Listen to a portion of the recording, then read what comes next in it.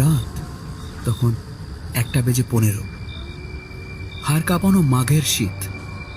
ঘন কুয়াশায় হাত বাড়ালে নিজের আঙুলগুলোও দেখা যায় না।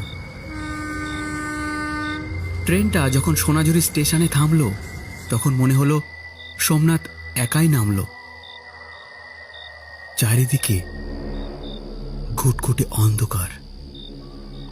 স্টেশনের টিমটিমি আলোটা যেন কুয়াশার চাদরে দম বন্ধ হয়ে মরছে। সোমনাথের সোনাঝুরিতে আসার কথা ছিল না, পরের স্টেশনে নামার কথা, কিন্তু ধরপর করে ভুল স্টেশনে নেমে পড়ে।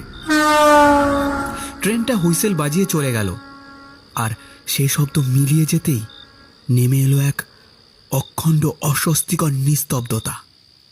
কোনো রিক্সা নেই, কোনো জনমানুষ নেই।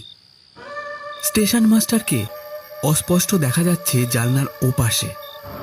সোমনাথ এগিয়ে গিয়ে বলল, দাদা, গ্রামে ঢোকার রাস্তাটা কোন দিকে?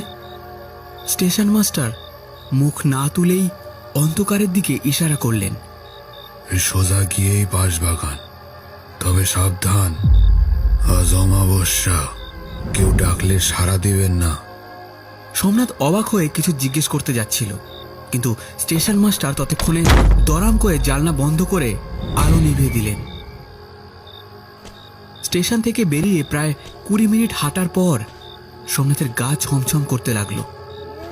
দুপাশে প্রাচীন বট আর অশ্বত্থ গাছগুলো যেন ডালপালা মেলে তাকে গিলতে আসছে। নির্জন রাস্তায় শেয়ালের ডাক ভেসে আসছে। হঠাৎ দূরে একটা হ্যারিকেনের আলো দেখতে পেল সে।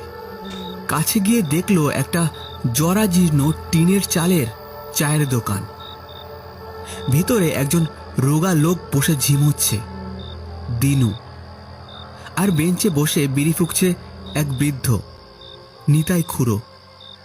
তার গায়ের চামড়া ঝুলে পড়েছে, চোখে পুরু লেন্সের চশমা, যার আড়ালে চোখ দুটো ঘোলাটে। সোমনাথ হাঁপ ছেড়ে বাঁচল।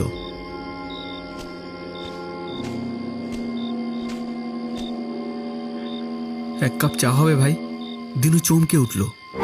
সোমনাথের দিকে এমন ভাবে তাকালো যেন কোনো মরা মানুষ দেখেছে। কোনো কথা না বলে সে কেতলি চাপালো। নিতাই খুড়ো বিড়িতে লম্বা টান দিয়ে কর্কশ গলায় বলল, এত রাতে সোনাঝুরিতে কেউ আসে না। তুই কি পথ ভুল করেছিস? হ্যাঁ, ট্রেন থেকে ভুল করে নেমে পড়েছি। রাতটা কাটাবার কোনো জায়গা হবে? যা